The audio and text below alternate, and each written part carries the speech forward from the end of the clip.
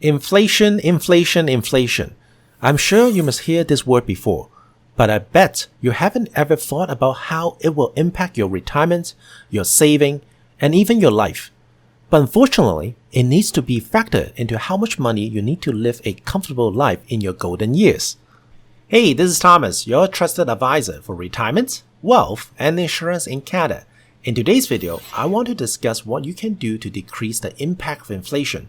Hopefully, armed with this knowledge, you won't get any nasty surprises down the road and end up working longer than you want or not being able to afford the things that you want to. Let's get started. So why am I talking about inflation? Why is inflation so important? It is important because its effect goes largely unnoticed by most people. Hey, I always call it the invisible tax. Slowly but surely, it takes more money out of your pocket.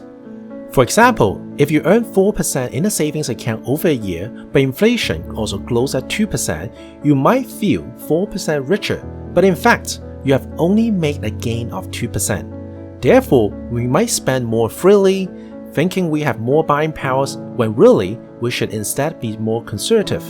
Inflation is basically the devaluing of your buying power over a period of time. There are many reasons why this monster exists. For example, the government pumps money into the economy, and as there's more and more money supplied to buy a relatively fixed amount of stuff, inflation inevitably occurs. This is especially important through COVID, where the government is printing billions of dollars to pay for the CERB and other subsidies, grants, and tax relief. With the extra money floating around in the economy, it will increase the rates of inflation. Now, it's hard to think of inflation in abstract terms, so instead, I want to give you an example of a Big Mac. That's right, a Big Mac from McDonald's. In 1986, the newspaper The Economist started to publish what they call the Big Mac Index. The Big Mac Index was created to use the price of a Big Mac to illustrate the effects of inflation and the buying power of cost of goods in different currencies. For example, 20 years ago, back in year 2000, a Big Mac in Canada was sold for $2.85. Guess how much is a Big Mac now? Today, if you want to buy a Big Mac, it's going to be at least $6.77. That's more than double the price since then. Now, typically in Canada, inflation is around 2 to 3% per year, sometimes more, sometimes less. Now, that doesn't sound like a lot, but here, compounding works against you, not for you. Let me explain.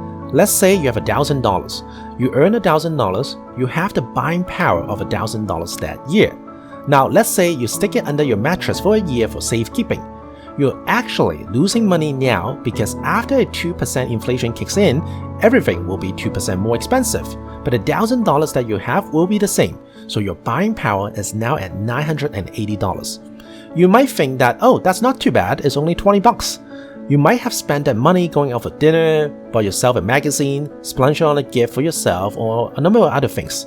But let's look at what happened over time. Say back in 2016, you saved $1,000 and leave it under the mattress.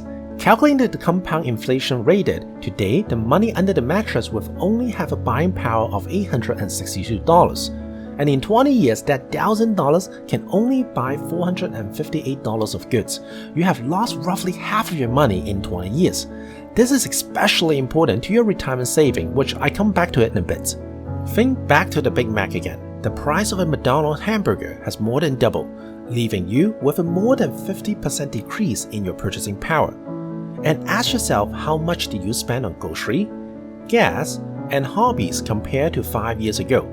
One of the biggest retirement mistakes is people want no risk with their money, so they put 100% of their RSP back to a saving account and collect less than 1% interest per year, where especially now the inflation keeps increasing due to the cost of goods increases and our Canadian government keep printing money to save the economy.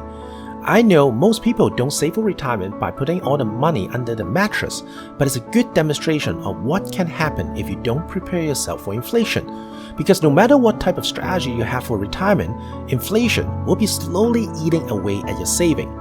So now that I told you all the bad news is, I'm going to give you some helpful tips you can use in order to prep and prevent inflation from being a problem. The number one tip I'm going to give you is to increase the money that you earned.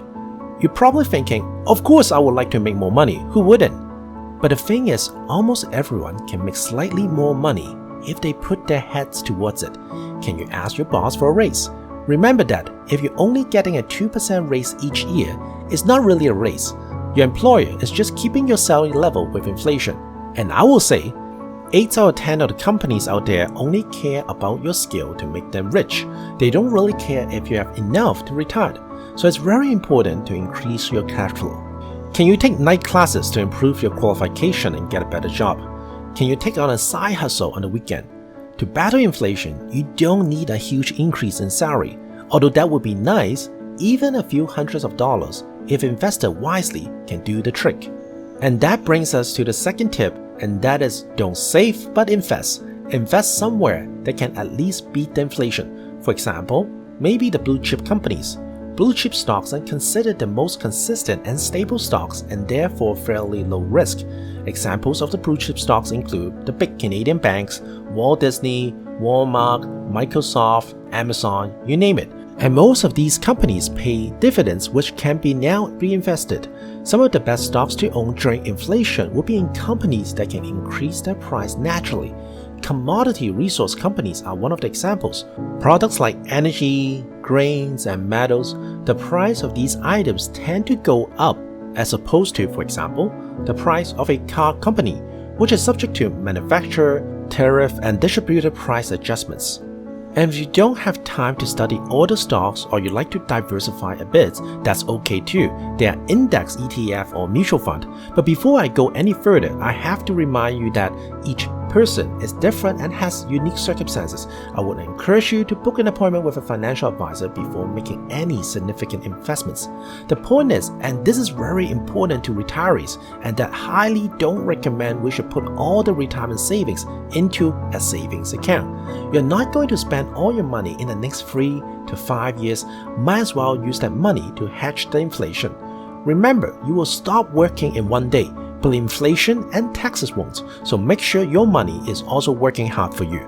Now moving right along to the third tip, which is to invest into the real estate if you can. Real estate can be a good investment because it generally increases in value over time, typically at a higher rate than inflation. On average, property value increases in value between 4 to 8% annually. However, in some markets like Vancouver or Toronto, we've seen historical returns between 10 to 20%. And let me give you an example to demonstrate what I'm talking about here. If you buy real estate for $500,000, assuming an annual appreciation of 5%, you'll have a property value at $814,000 in about 10 years. As you can see, you not only keep up with inflation through real estate investments, but you also add value. In addition, you can also rent out that property, which will cover the cost of a mortgage, and you still get to keep the gain made on the appreciation of the property. Now, the last tip I'm going to give you is to decrease your expenses. Of course, nobody likes to be told that they need to cut down the expense. But if you're able to cut a few expenses, even just a little bit, and invest that portion instead, over time, you'll be able to decrease the impact of inflation. Now, this can be as simple as cutting down a coffee a week or eating out less. Now, I'm not suggesting that you don't go out and enjoy life. If those things are important to you, then go ahead and do them. But I'm suggesting that you should have a serious look at your purchase. I'm willing to bet that there are few things that you could cut down that wouldn't impact the quality of life. Review your purchase at least once a year and see what you can live without or at least reduce. Then take that money and invest it instead.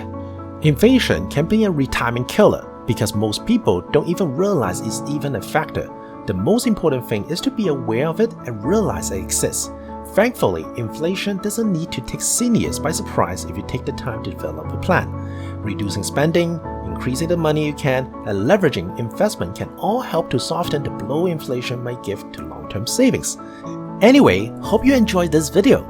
If you'd like to know more, please don't forget to like and subscribe to my channel. Every week, I have a lot more awesome content coming your way. This is Thomas, and I will see you in the next video.